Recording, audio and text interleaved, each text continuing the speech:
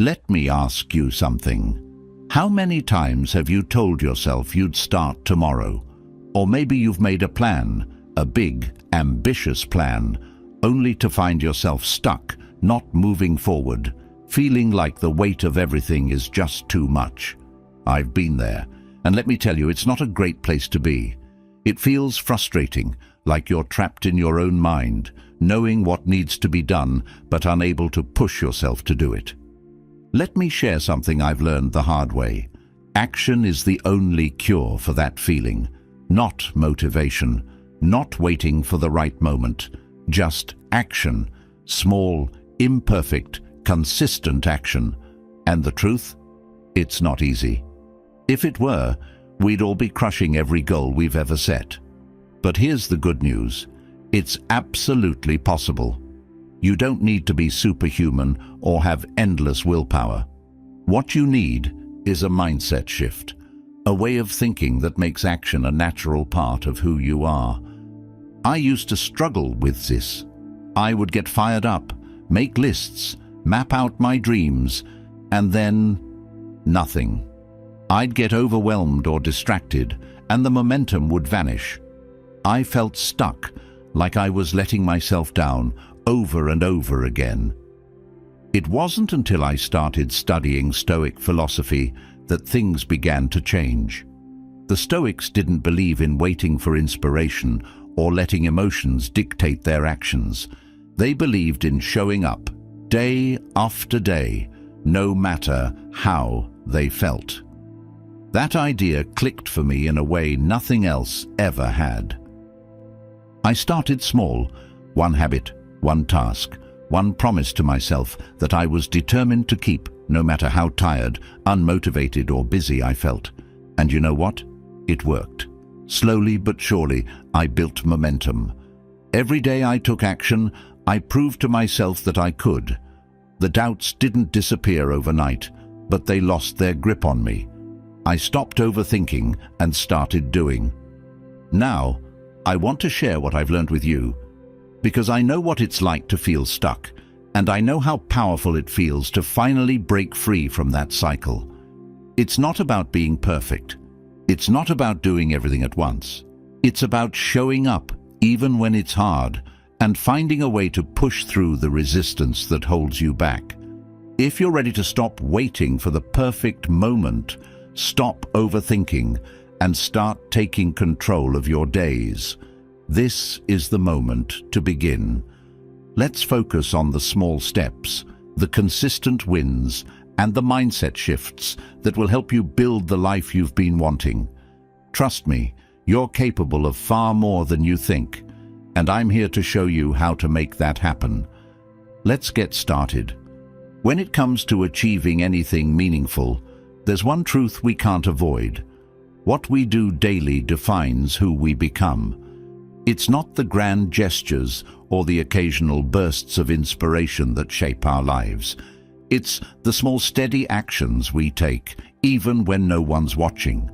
But here's where most people get it wrong. They wait. They wait for motivation, for the right time, for some spark that will magically carry them forward. I know this because I've done it too. But let me tell you something. Waiting is a trap. The people who move forward aren't the ones who wait for the perfect moment. They're the ones who show up and do the work, especially when it's hard. That's the beauty of daily discipline. It's not about feeling good every day or being perfect. It's about committing to the process. Stoic philosophy taught me this lesson, and it's one that has transformed how I approach life. Let's talk about what this really looks like and why it's the key to everything you want to achieve. Discipline is like a muscle. The more you use it, the stronger it gets. But just like building physical strength, it starts with effort. When I first decided to focus on discipline, it wasn't easy. I'll be honest. There were days when I wanted to quit, when the pull of comfort felt too strong, and I doubted whether the effort was worth it. But here's what I realized. The hard days are where the real growth happens. Every time you choose to act, Even when it's the last thing you feel like doing, you're building resilience. You're proving to yourself that you can rely on your own commitment. The Stoics believed deeply in this idea. They taught that discipline isn't something you wait to feel, it's something you practice. Marcus Aurelius wrote, "You have power over your mind, not outside events. Realize this, and you will find strength." That power starts with small, deliberate choices. It's not about overhauling your life overnight. It's about showing up each day and doing the next right thing, no matter how small. I started with one habit. I picked something simple, something I could commit to, no matter how busy or tired I was. For me, it was journaling for 5 minutes each morning. That small action became a keystone for my day. It wasn't about what I wrote. It was about proving to myself that I could show up consistently. Over time, that single habit grew into more. The discipline I built in one area spilled into others. And the best part? I stopped doubting my ability to follow through. Discipline also has a way of simplifying your life. When you commit to daily action, you don't waste time debating with yourself or second-guessing your choices. You eliminate the mental clutter of should I or can I. You just do. This clarity frees up energy for what really matters. Instead of battling with indecision, you channel your focus into the things that align with your values and goals.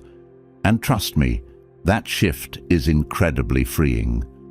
Consistency isn't just about doing the same thing every day. It's about building trust with yourself. Every time you follow through on a commitment, you're reinforcing the belief that you can count on yourself. That trust is powerful. It's what helps you keep going when things get tough. It's what gives you the confidence to take on bigger challenges. And it's what separates people who achieve their goals from those who don't. One of the biggest lessons I've learned is that discipline isn't about punishment. It's about self-respect. When you consistently take action, you're sending yourself a message. I'm worth the effort. You're prioritizing your growth and your goals over the temporary comfort of inaction. That shift in mindset is transformative. It's not about forcing yourself to do things you hate. It's about choosing the actions that align with the person you want to become. Let's talk about motivation for a moment, because this is where a lot of people get stuck. Motivation is fleeting. It's unreliable. Some days it's there, but most days it's not. If you rely on motivation to take action, you'll spend more time waiting than doing. Discipline is what bridges that gap. It's the thing that keeps you moving forward when motivation fades. And the best part? The more disciplined you become, the less you need motivation. You build momentum, and that momentum carries you through. There's something incredibly rewarding about seeing the results of your consistent efforts. But here's the thing, it doesn't happen overnight. This is where patience comes into play. The Stoics taught that the process matters more than the outcome. When you focus on showing up and doing the work, the results take care of themselves. It's not always easy to trust the process, especially when progress feels slow, but this is where discipline shines. Each small action you take is like planting a seed. Over time, those seeds grow into something meaningful. There's also a deeper level to daily discipline. It's not just about achieving goals. It's about becoming the kind of person who takes action no matter what. That identity shift is life-changing. When you start to see yourself as someone who follows through, it changes how you approach everything. You stop making excuses. You stop letting fear or doubt hold you back. And you start living with purpose and intention. I know it can feel overwhelming at first. Starting something new always does. But here's my advice. Start small. Pick one thing, just one, and commit to it. Make it non-negotiable. Maybe it's drinking a glass of water when you wake up. Maybe it's writing down one goal for the day. Whatever it is, do it every day. Let that one action be the foundation you build on. And remember, discipline isn't about perfection. You're going to have days when you slip up, and that's okay. What matters is that you get back on track. The Stoics understood this. They believed in progress, not perfection. Each day is a new opportunity to take action, to move closer to your goals, and to become the person you want to be. As you build this habit of consistent action, you'll start to notice something amazing. The things that once felt hard will become easier. The resistance you used to feel will fade, and the confidence you gain from taking daily action will spill into every area of your life. That's the power of discipline. It's not about being extraordinary. It's about showing up day after day and doing the work. You've got this. Start today. Start now. The person you want to be is waiting, and the only thing standing between you and that future is the decision to take action. Let's make it happen. When you commit to daily discipline, something powerful begins to shift inside you. You prove to yourself that you can show up even when it's hard. That confidence, that momentum, it's like unlocking a door you thought was permanently sealed. But there's a sneaky obstacle that tries to wedge itself in the gap every chance it gets. Procrastination. I know because I've faced it countless times. Procrastination isn't just a bad habit. It's an anchor that keeps you tethered to where you are, stopping you from reaching where you could be. And the most frustrating part? It often disguises itself as harmless, telling you there's more time, that you'll do it later, that it doesn't really matter. It matters. Every moment of delay is a moment you're giving away. Procrastination isn't about laziness. At its core, it's about fear, uncertainty, or a lack of clarity. It's that voice in your head whispering, "What if it's not good enough?" Or, "What if it's too hard?" The Stoics, though, had a way of cutting through this noise. They believed in confronting life head-on, focusing on what's in your control, and acting in the present. That's what I want to share with you now. How to break free from procrastination, not by forcing yourself into action, but by shifting how you think about it entirely. Procrastination feeds on confusion and overwhelm. When your to-do list feels endless, it's easy to freeze. I've been in that space where I didn't even know where to start, so I didn't start at all. What I've learned is this: clarity is the antidote. The Stoics believed in simplifying decisions. They asked, "What is essential?" That question has saved me more times than I can count. Instead of trying to tackle everything, I focus on the one thing that truly matters in that moment. This isn't about ignoring the rest. It's about understanding that progress comes from prioritizing what's important, not from trying to do it all at once. The next time you feel stuck, pause and ask yourself, what's the smallest, most meaningful step I can take right now? When you narrow your focus to that single step, you break the cycle of paralysis. Action, no matter how small, creates momentum. And momentum is the death of procrastination. There's another layer to this, though. Procrastination thrives in the space between now and later. It's easy to put things off when the future feels endless. The Stoics, however, had a very different perspective on time. They reminded themselves constantly of life's brevity. Marcus Aurelius wrote, "You could leave life right now. Let that determine what you do and say and think." That might sound intense, but it's deeply liberating.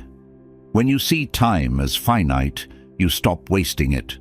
You stop telling yourself, "I'll do it tomorrow," because tomorrow isn't guaranteed. I've started to use this perspective in my own life, and it's been a game changer. When I feel the urge to procrastinate, I remind myself, this moment matters, this task matters. It doesn't have to be perfect, but it does have to be done. That shift takes the weight off. It's no longer about achieving something monumental.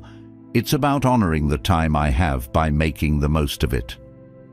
One of the most powerful tools I've found for overcoming procrastination is self-reflection. The Stoics were masters of this.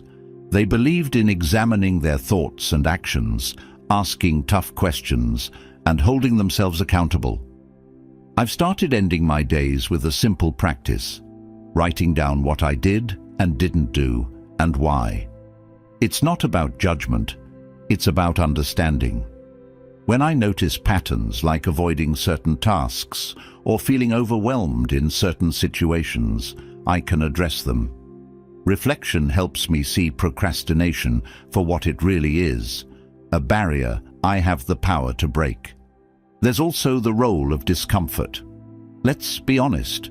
Part of why we procrastinate is because the task in front of us feels uncomfortable. Maybe it's boring or difficult or just plain intimidating, but avoiding discomfort doesn't make it go away. It just pushes it further down the road. The Stoics embraced discomfort. They saw it as a teacher, not an enemy. When I started leaning into discomfort rather than running from it, I noticed something incredible. It wasn't as bad as I thought. In fact, the act of facing it head-on often felt more rewarding than avoiding it. When you face discomfort, you grow. It's that simple. The more you practice doing the hard thing first, the less power procrastination has over you. One way I've trained myself to do this is by creating small challenges. If there's a task I've been avoiding, I tell myself, just 5 minutes. That's it. Most of the time, once I start, I end up going far beyond 5 minutes. Starting is the hardest part. The rest flows naturally. Another critical piece is how you frame your tasks. If you see them as obligations or chores, they'll feel heavy. But if you reframe them as opportunities, chances to learn, grow, or contribute, they take on new meaning. The Stoics often reflected on the purpose behind their actions. They asked themselves, why does this matter? I've started doing the same. When I connect a task to my values or goals, it becomes more than just a box to check. It becomes a step toward the life I want to create. It's also important to recognize that procrastination can be a sign of perfectionism. I used to avoid starting things because I was afraid they wouldn't be good enough. But here's the truth. Nothing is ever perfect. The Stoics knew this. They valued effort over outcome. They understood that growth comes from doing, not from waiting until everything feels right. When I let go of the need to be perfect, I gave myself permission to start. And that made all the difference. One last thing that's helped me tremendously is staying present. Procrastination pulls you out of the present moment. It makes you focus on everything you haven't done or everything you still need to do. But the Stoics taught that the present is all we ever have. When I focus fully on what I'm doing right now, I stop worrying about what's next. That focus brings a sense of calm and clarity. It reminds me that the only way to tackle a big goal is one small step at a time. Procrastination is a tough habit to break, but it's not unbeatable. It starts with clarity, knowing what truly matters and taking one step at a time. It grows with reflection, learning from your patterns and understanding what holds you back. It thrives with discomfort, choosing to face challenges instead of avoiding them.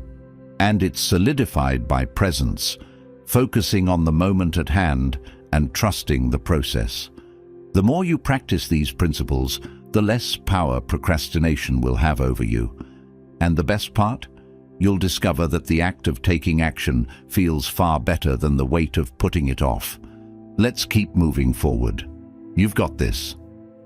Procrastination can paralyze progress, but taking deliberate, consistent action shifts your momentum forward. Yet what happens when life throws challenges your way? When stress builds, emotions run high, or unexpected obstacles appear. The way you respond determines whether you stay on course or veer off track. I've learned firsthand that staying calm and composed isn't just a skill, it's a superpower. It's the difference between acting with intention and reacting out of impulse. When you master the art of non-reactivity, you don't just survive under pressure, you thrive. Pressure has a way of testing us. It pokes at our insecurities, pulls on our patience, and challenges our focus. I've faced moments where a single unexpected setback threatened to unravel everything I was working on. Deadlines moved, conversations turned heated, or plans fell apart. In those moments, I used to react instinctively, getting defensive, frustrated, or overwhelmed. But the Stoics taught me a different way. They showed me that true strength comes not from controlling external events, but from mastering my response to them. One of the first lessons I embraced was understanding that not everything requires an immediate reaction. There's an incredible amount of power in pausing. When something happens that stirs your emotions, taking a moment to breathe and assess the situation can mean the difference between reacting impulsively and responding thoughtfully. Marcus Aurelius often reminded himself, "You have power over your mind, not outside events. Realize this, and you will find strength." That's a reminder I carry with me in every difficult situation. When I feel my emotions starting to take over, I use what I call the power pause. This isn't about suppressing how I feel. It's about creating space between the stimulus and my response. In that space, I ask myself a simple question: what outcome do I want here? That question alone has saved me countless headaches. It shifts my focus from the problem to the solution, from reacting to responding. Another thing I've learned is the importance of grounding yourself in the present moment. Stress and pressure often come from overthinking, worrying about the future, or dwelling on the past. The Stoics were masters at anchoring themselves in the now. They believed that the present moment is the only one we truly have. When I focus fully on the task or challenge in front of me, I feel a sense of clarity. I stop spiraling into what-ifs and start addressing what is. Maintaining composure under pressure also requires separating your emotions from the facts. This doesn't mean ignoring how you feel. It means not letting those feelings dictate your actions. I've found that writing things down helps me see situations more clearly. When I'm upset or overwhelmed, I grab a notebook and list out the facts of what's happening without attaching emotions to them. Seeing everything laid out in black and white often helps me realize that the situation isn't as dire as it feels in the moment. There's another principle I've adopted, the idea that no challenge is inherently good or bad. It's all about perspective. Epictetus said, "It's not what happens to you, but how you react to it that matters." This mindset has transformed how I approach obstacles. Instead of seeing challenges as threats, I see them as opportunities to grow, to learn, and to prove to myself what I'm capable of. That shift alone has turned many difficult situations into moments of personal victory. Another key to staying calm under pressure is focusing on what you can control. So often, we waste energy trying to fix things outside of our influence, other people's actions, unpredictable events, or even the outcome of a situation. The Stoics called this the dichotomy of control. They believed in directing your effort toward what you can change and letting go of what you can't. When I'm faced with a tough situation, I ask myself two questions. What's within my power here, and what isn't? Answering those questions helps me redirect my energy toward productive actions instead of wasting it on frustration or fear. I've also come to understand the role of preparation in staying calm. Pressure feels heavier when you're caught off guard. The Stoics practiced something called premeditatio malorum, which means the premeditation of evils. They would visualize potential challenges or setbacks before they happened, not to dwell on negativity, but to mentally prepare themselves. I've started doing this in my own life. Before a big meeting or project, I'll think through possible obstacles and how I might handle them. This practice doesn't eliminate challenges, but it does reduce their power to throw me off course. Building emotional resilience is another crucial aspect of non-reactivity. Resilience isn't about being unaffected by stress. It's about bouncing back quickly. For me, resilience starts with self-care.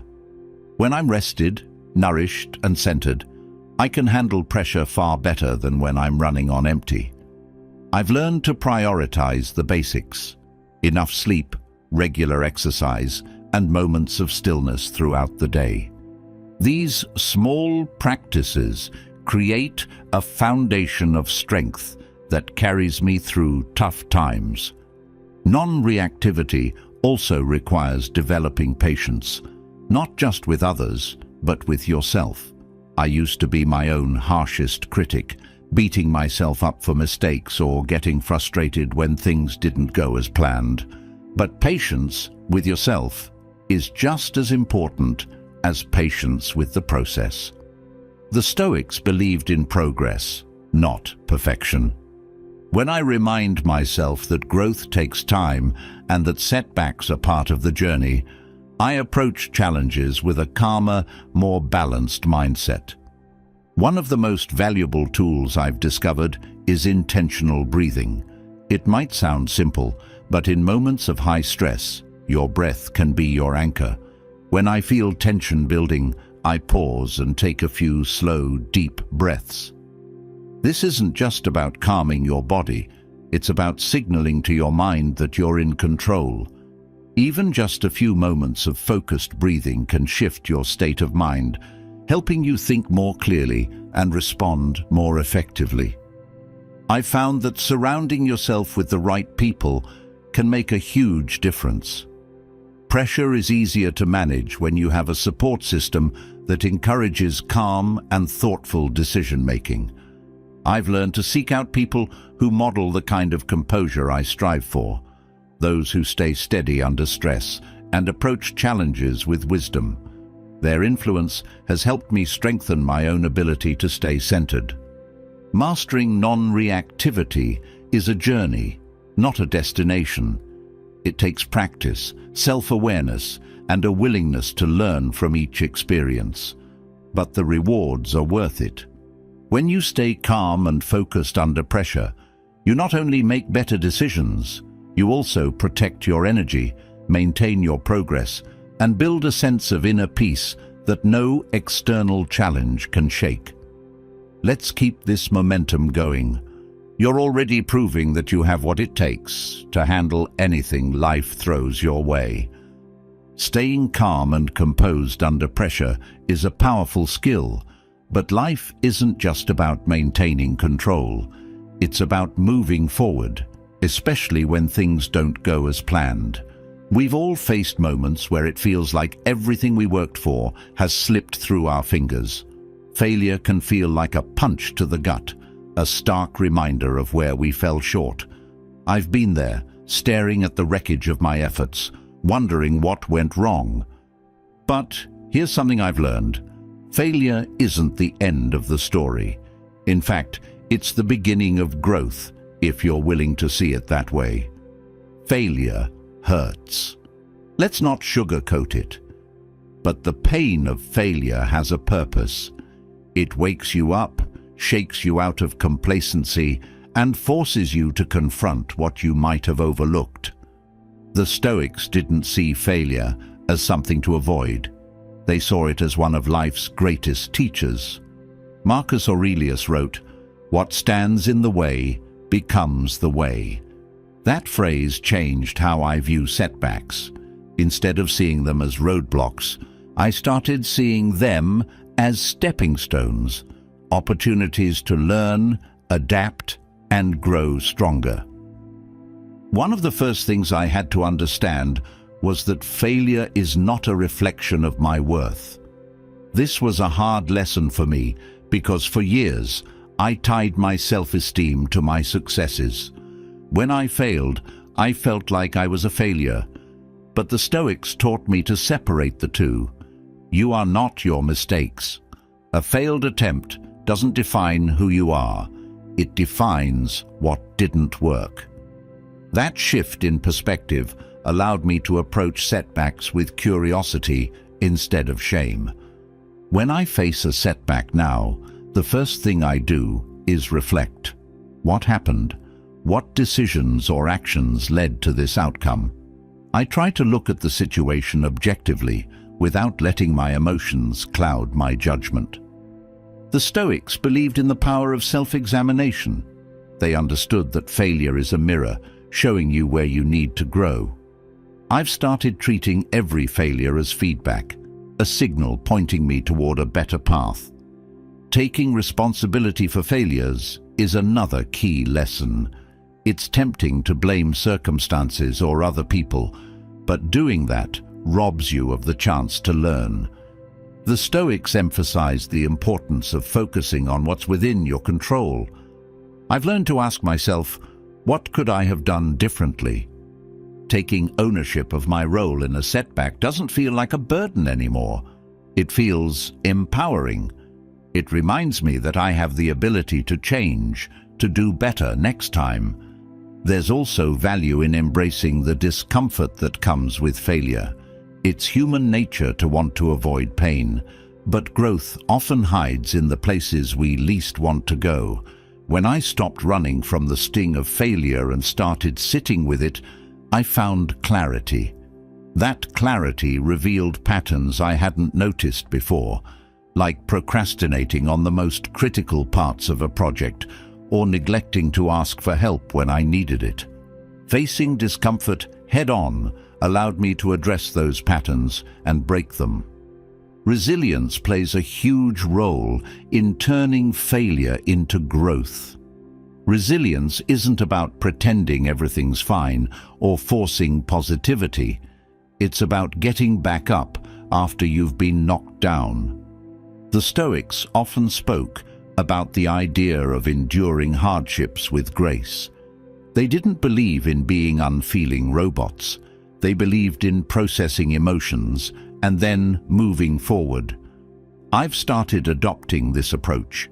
When failure hits, I give myself permission to feel disappointed or frustrated, but I don't stay there. I remind myself that every step forward, no matter how small, is a step away from that setback. Another thing that has helped me is learning to view failure as part of the process. Success isn't a straight line. It's a series of twists, turns, and detours. The Stoics understood this deeply. They believed that progress comes not from avoiding difficulties, but from navigating through them. I've come to see failure as a natural part of growth, not an interruption of it. When I embrace this mindset, I stop fearing failure.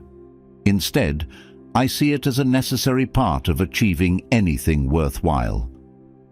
One of the most profound lessons I've learned from failure is the importance of flexibility. Rigidity in your plans often leads to frustration when things don't go as expected. The Stoics believed in adaptability, meeting challenges with an open mind and a willingness to change course. When I'm faced with a setback, I ask myself, what's the next best step? Instead of clinging to a failed plan, I pivot and look for new opportunities. This flexibility has helped me recover faster and find creative solutions I might have overlooked. Failure also has a way of revealing what truly matters.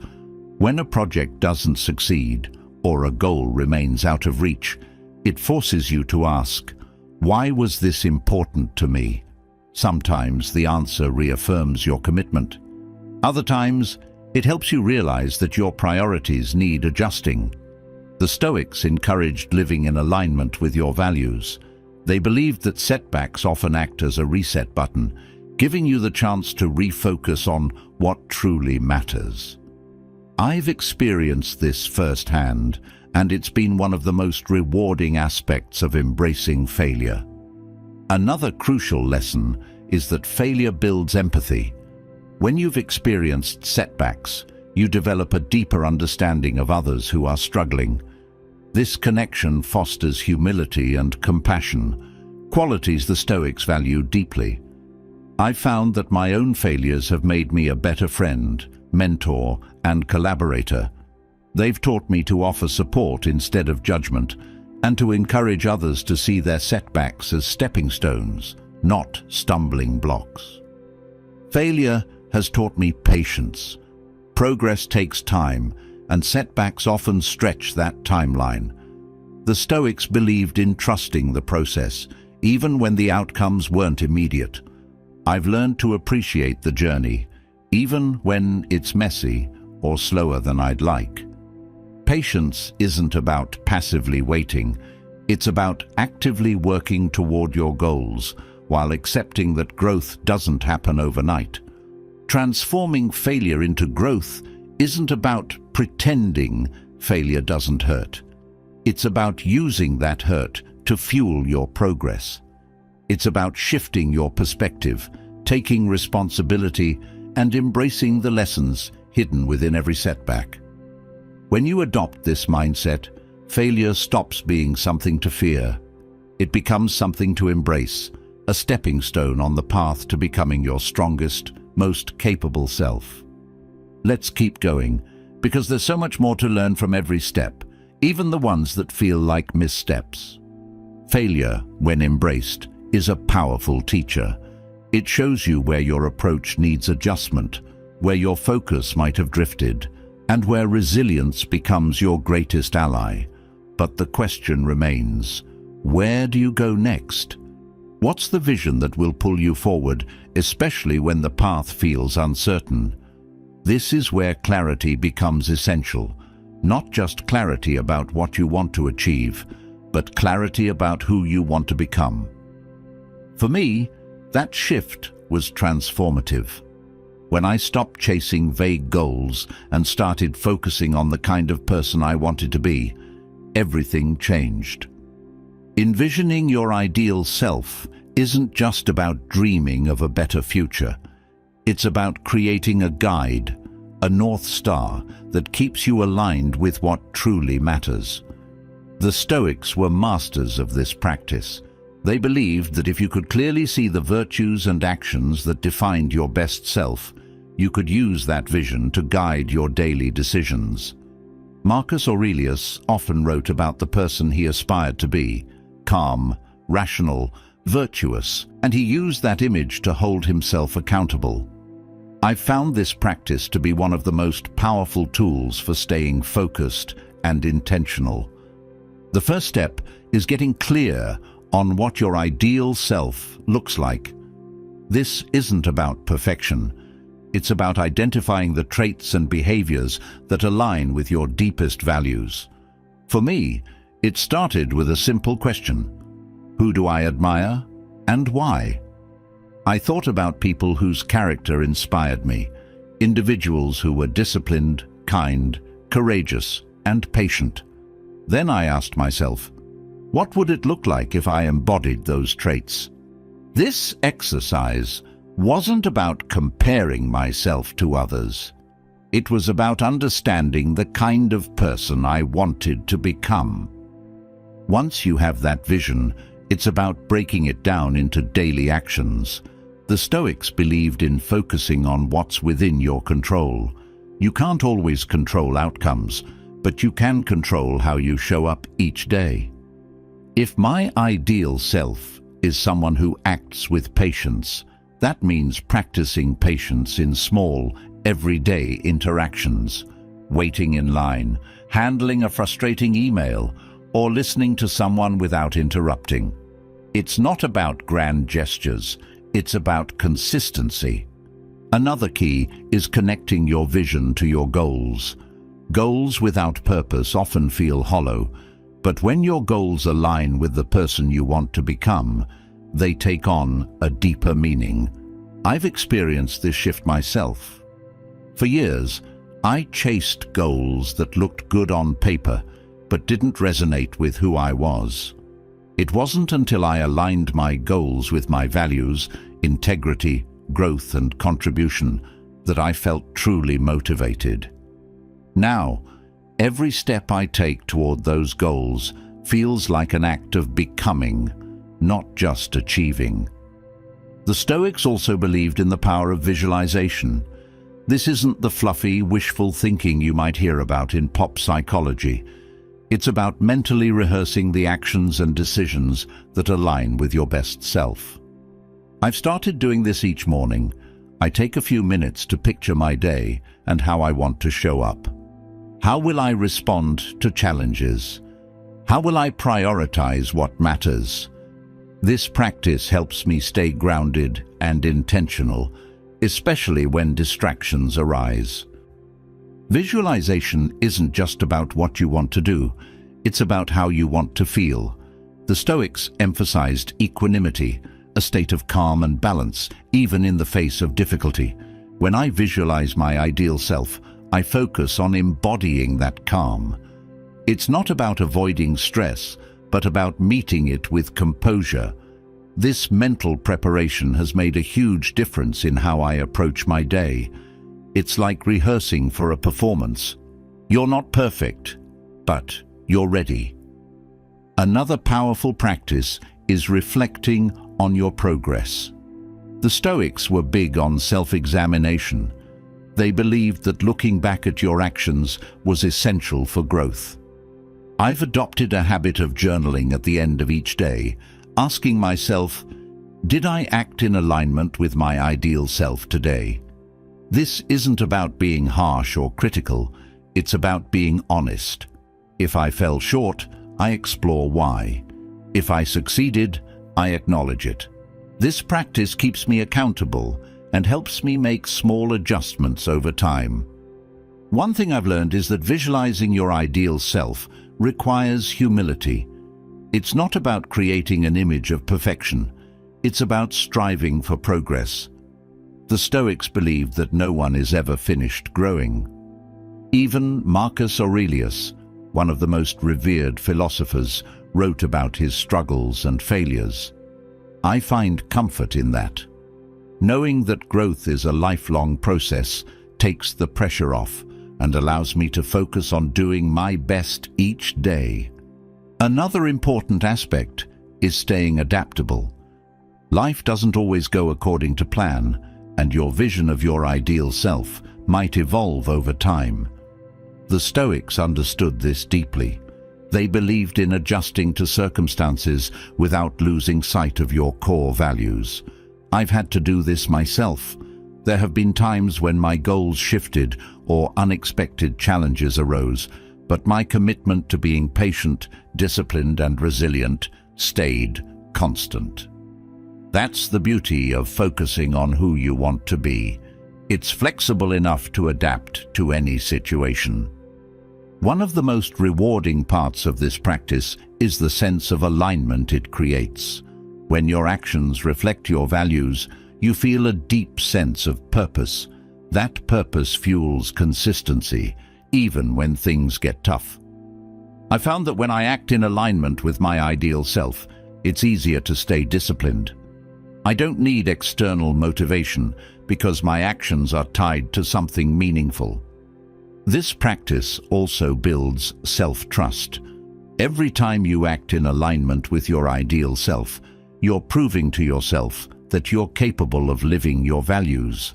That trust creates momentum. It makes it easier to keep going, even when progress feels slow.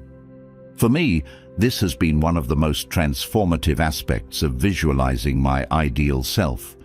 It's not just about becoming better, it's about believing in my ability to grow. One thing I want to emphasize is that this practice isn't about getting everything right. There will be days when you fall short, and that's okay. The Stoics didn't expect perfection, they expected effort. What matters is that you keep coming back to your vision, day after day. Each time you do, you're reinforcing the person you want to become.